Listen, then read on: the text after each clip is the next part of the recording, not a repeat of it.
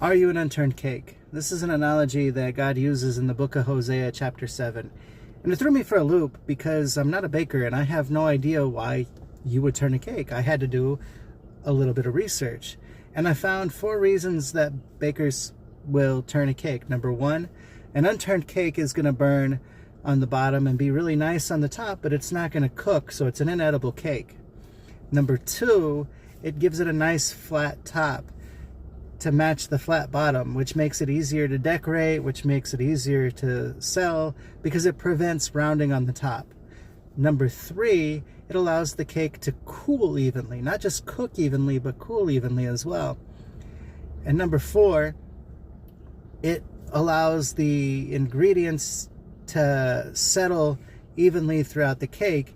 If you don't turn the cake, if you don't flip it like you're supposed to, then there's going to be parts that are lumpy and parts that are easy to eat. It's just not going to taste good. It's not going to make for a good cake. And so it's necessary to turn the cake. But Ephraim's baker is asleep. In other words, the priests are busy committing robberies. They're busy committing murders. They're busy creating all these different rules and regulations,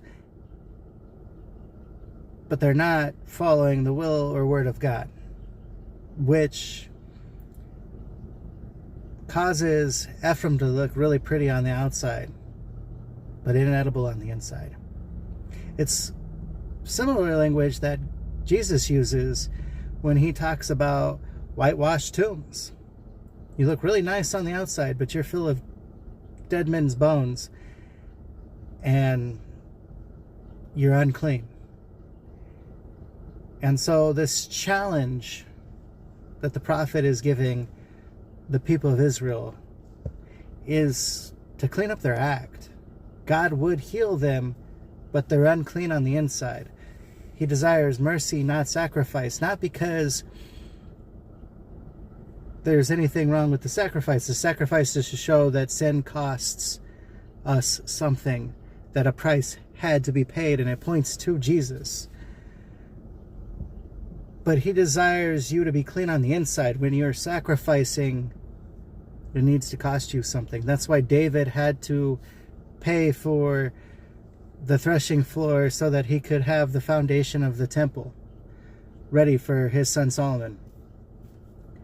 If it didn't cost him anything, it wouldn't have been a sacrifice worthy of stopping a plague. Thank you guys. Have a good day. And if you have any questions, feel free to ask.